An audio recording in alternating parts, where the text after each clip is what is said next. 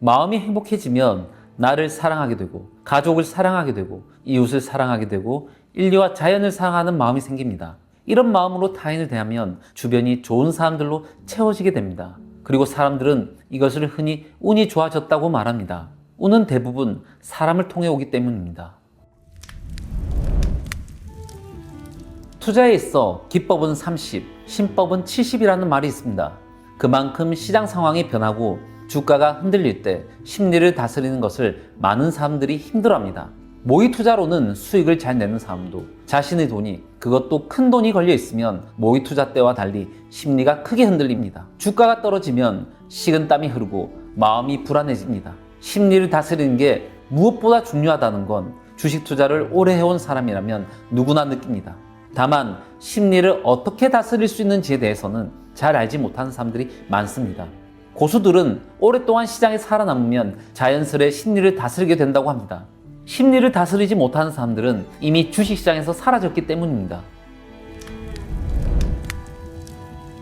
회복 탄력성 내면 소통의 저자이신 김주환 교수님은 이렇게 말합니다. 심리를 다스리는 능력, 즉 마음 근력의 핵심은 두려움에서 완전히 벗어나는 것이며, 회복 탄력성은 실패를 두려워하지 않는 마음에서 온다고 합니다. 내면 소통에서 김주환 교수님은 마음 근력, 즉 자신의 내면과 소통하는 가장 좋은 훈련 방법이 명상이며 그에 대한 뇌과학적 근거들을 소개합니다. 투자에서 가장 무서운 것은 손실이 아니라 손실을 대하는 나 자신의 마음입니다. 내면의 중요성을 강조한 것은 비단 김주환 교수님만이 아닙니다.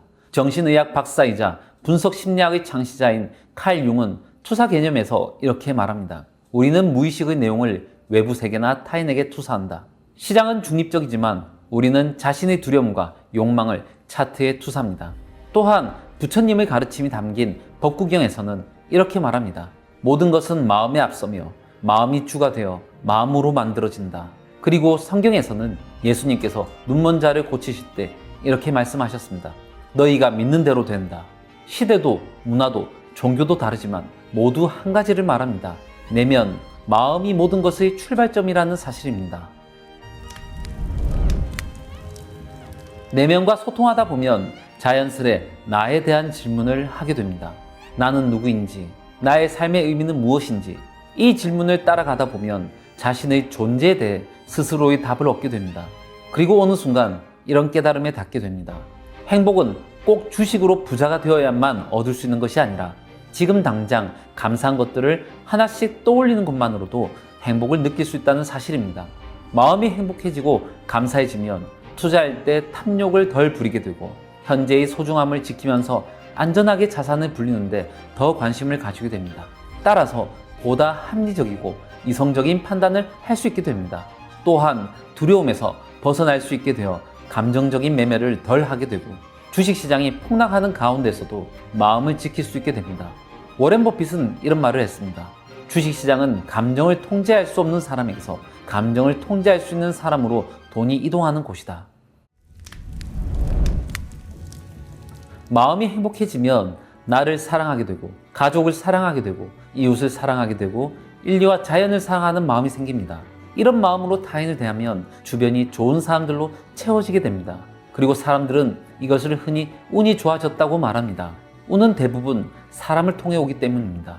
가족과의 관계도 좋아지니 인간관계에서 오는 갈등이 줄어들고 그만큼 투자에 임할 때도 마음의 평온을 유지할 수 있게 됩니다. 누군가는 말할 수 있습니다. 지금 상황이 지옥 같은데 무슨 행복이니 감사니 그런 뜬구름 잡는 소리냐.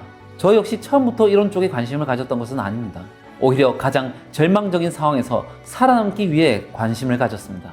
계좌가 마이너스 70%까지 폭락했던 어느 날 모든 것이 끝난 것 같은 절망적인 상황에서 우연히 켈리 최님의 유튜브를 보게 되었습니다.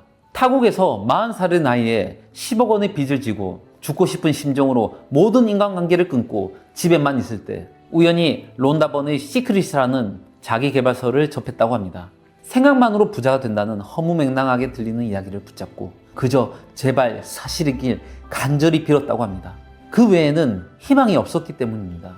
그렇게 책을 60번 넘게 읽고 영화도 수없이 반복해서 보며 다시 도전했고 그로부터 5년 만에 영국 100대 부자 안에 들어가게 됩니다. 그 이야기를 듣고 저 역시 시크릿 책과 영화를 보며 제발 이 내용이 사실이길 빌었습니다. 책에서 시키는 대로 감사합니다라고 말하고 억지로라도 사랑과 기쁨의 감정을 느끼려 노력했더니 정말 조금씩 상황이 풀리기 시작했습니다. 그렇게 끌어당김의 법칙을 알게 되었고 양자역학으로 설명한 책들을 보고 집착과 감정을 알아차리고 놓아버리는 명상까지 하게 되었습니다. 그러자 어느 순간 이전보다 훨씬 마음이 편안해졌고 주가가 요동칠 때도 심리가 다스려졌습니다. 그리고 계좌 역시 조금씩 좋아지기 시작했습니다. 물론 불장의 영향도 있었지만 이 시기가 올 때까지 살아서 버틸 수 있었던 것에는 명상과 영성의 도움이 컸다고 생각합니다. 스티브 잡스 사후 그의 아이패드에 다운로드 되어 있던 단 한 권의 책은 영성과 관련된 요가난다 영혼의 자서전이었습니다. 10대 때 처음 읽고 인도에서 한 번 더 읽은 이후 해마다 한 번씩 읽었다고 합니다. 애플의 창업자 스티브 잡스와 영성, 어울리지 않는 조합처럼 보이지만 그가 세상에 기여하고 위대한 성과를 만들어내는데 큰 영향을 주지 않았을까 생각하게 됩니다. 투자는 차트 이전의 마음의 게임입니다. 영성은 현실 도피가 아니라 현실을 견디게 하는 가장 깊은 힘이라는 점을 말씀드리면서 오늘 이야기를 마치겠습니다. 이상으로 장코치였습니다.